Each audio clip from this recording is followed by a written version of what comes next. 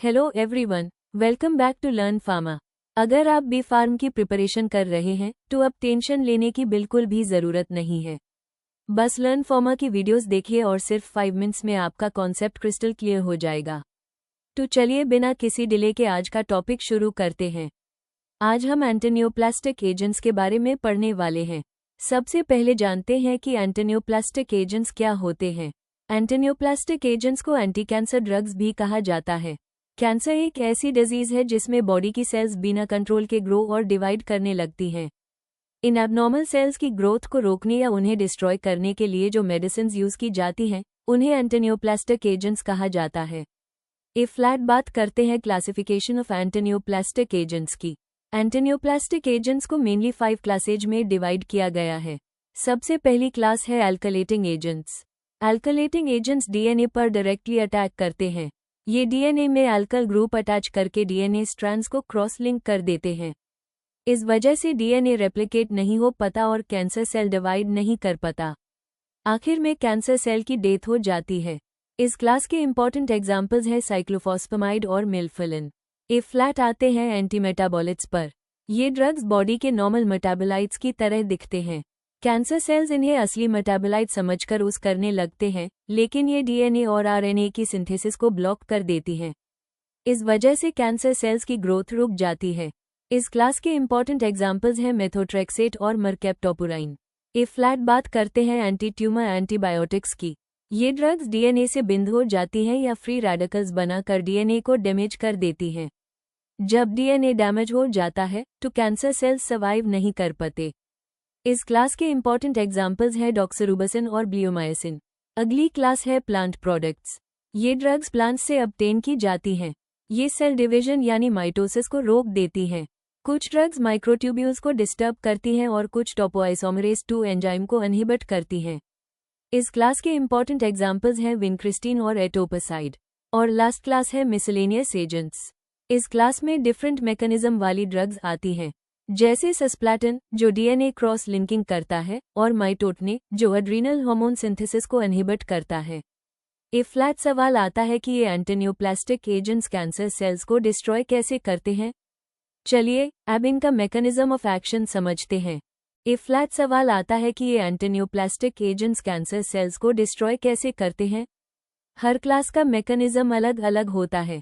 सबसे पहले बात करते हैं एल्कलेटिंग एजेंट्स की। ये ड्रग्स डीएनए के ग्वानिन बेस पर एल्कल ग्रुप अटैच कर देती हैं। इससे डीएनए के दोनों स्ट्रैंड्स आपस में क्रॉस लिंक हो जाते हैं। जब डीएनए रेप्लिकेट नहीं होगा तो कैंसर सेल डिवाइड भी नहीं कर पाएगा और धीरे धीरे उसकी डेथ हो जाएगी। फ्लैट बात करते हैं एंटीमेटाबॉलिट्स की। ये ड्रग्स बॉडी के नॉर्मल मेटाबोलाइट्स की तरह दिखते हैं। कैंसर सेल्स इन्हें असली मेटाबोलाइट समझकर यूज करने लगते हैं, लेकिन ये डीएनए और आरएनए की सिंथेसिस को रोक देती हैं। जैसे मेथोट्रेक्सेट डीएचएफआर एंजाइम को इनहिबिट करता है।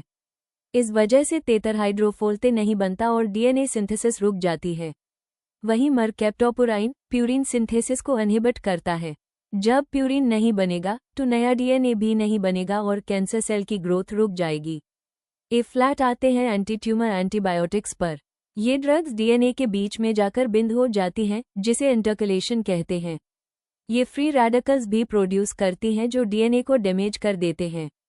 जब डीएनए डैमेज हो जाता है तो कैंसर सेल डिवाइड नहीं कर पाता और उसकी डेथ हो जाती है। फ्लैट बात करते हैं प्लांट प्रोडक्ट्स की। ये ड्रग्स कैंसर सेल्स की सेल डिवीजन यानी माइटोसिस को रोक देती हैं। विनक्रिस्टीन ट्यूब्यूलिन प्रोटीन से बिंद करता है और स्पिंडल फाइबर्स बनने नहीं देता। इस वजह से माइटोसिस रुक जाती है। और एटोपसाइड टोपोआइसोमरेज 2 एंजाइम को इनहिबिट करता है। इससे डीएनए स्ट्रैंड ब्रेक्स हो जाते हैं और कैंसर सेल डिस्ट्रॉय हो जाता है। फ्लैट बात करते हैं मिसलेनियस एजेंट्स की। इस क्लास में सस्प्लैटिन डीएनए के अंदर क्रॉस लिंक्स बनाता है, जिससे डीएनए रेप्लिकेशन रुक जाती है। और माइटोटने एड्रीनल कॉर्टेक्स के एंजाइम्स को इनहिबिट करता है। इस वजह से स्टीरॉयड हार्मोन सिंथेसिस कम हो जाती है और हार्मोन डिपेंडेंट कैंसर्स की ग्रोथ कंट्रोल होती है। फ्लैट चलिए पढ़ते हैं सरफ मकैप्टेफरीन। मकैप्टेफरीन एक प्यूरिन एंटीमेटाबोलाइट है और इसका स्ट्रक्चर एक्टिविटी रिलेशनशिप यानी सर एग्जाम के लिए बहुत इंपॉर्टेंट है। सबसे पहला पॉइंट है 6 थायोल ग्रुप यानी एसएच ग्रुप। ये ग्रुप मकैप्टेफरीन की एक्टिविटी के लिए सबसे इंपॉर्टेंट होता है। अगर इस ग्रुप को रिमूव या रिप्लेस कर दिया जाए तो ड्रग इनएक्टिव हो जाती है। दूसरा पॉइंट है प्यूरिन रिंग। ड्रग में कंप्लीट प्यूरिन रिंग का प्रेजेंट होना बहुत जरूरी है। अगर रिंग स्ट्रक्चर में चेंज कर दिया जाए तो ड्रग की एक्टिविटी खत्म हो जाती है। तीसरा पॉइंट है N9 पोजीशन। इस पोजीशन पर हाइड्रोजन फ्री होना चाहिए। अगर यहाँ अल्कल या इसाइल ग्रुप अटैच कर दिया जाए तो ड्रग एक्टिव नहीं रहेगी। और लास्ट पॉइंट है बायोएक्टिवेशन। बॉडी के अंदर जाने के बाद मकैप्टाफरीन HGPRT एंजाइम की हेल्प से एक्टिव थायोन्यूक्लियोटाइड में कन्वर्ट होती है। इसी एक्टिव फॉर्म की वजह से ये कैंसर सेल्स की DNA सिंथेसिस को इनहिबिट करती है। नेक्स्ट हम बात करते हैं सरफ मेथोट्रेक्सेट की। मेथोट्रेक्सेट एक फोलिक एसिड एंटागनिस्ट है। इसका सबसे इंपॉर्टेंट पार्ट है टेरेडीन रिंग। इस रिंग का प्रेजेंट होना और आइसपा-4 अमीनो ग्रुप होना ड्रग की एक्टिविटी के लिए बहुत जरूरी है। दूसरा इंपॉर्टेंट पार्ट है पाबा यानी para अमीनो बेंजोइक एसिड। अगर पाबा पार्ट में कोई भी मेजर चेंज कर दिया जाए तो ड्रग की एक्टिविटी काफी कम हो जाती है। तीसरा पॉइंट है ग्लूटामेट साइड चेन। इस साइड चेन में डू कार्बोक्सिल COOH ग्रुप्स का प्रेजेंट होना जरूरी है। अगर साइड चेन की लेंथ या स्ट्रक्चर चेंज कर दिया जाए तो एक्टिविटी रिड्यूस हो जाती है। और लास्ट पॉइंट है N10 मेथिल ग्रुप। ये मेथिल ग्रुप ड्रग को ज्यादा लिपोफिलिक बनाता है। इस वजह से ड्रग सेल्स के अंदर आसानी से एंटर करती है और उसकी पोटेंसी भी बढ़ जाती है। तो दोस्तों, आज हमने एंटिनियोप्लास्टिक एजेंट्स की क्लासिफिकेशन, मैकेनिज्म ऑफ एक्शन, सरफ मकैप्टाफरीन और सरफ मेथोट्रेक्सेट को बहुत हाई सिंपल इंग्लिश लैंग्वेज में समझा। मुझे उम्मीद है कि आपको ये टॉपिक अच्छे से समझ आ गया होगा।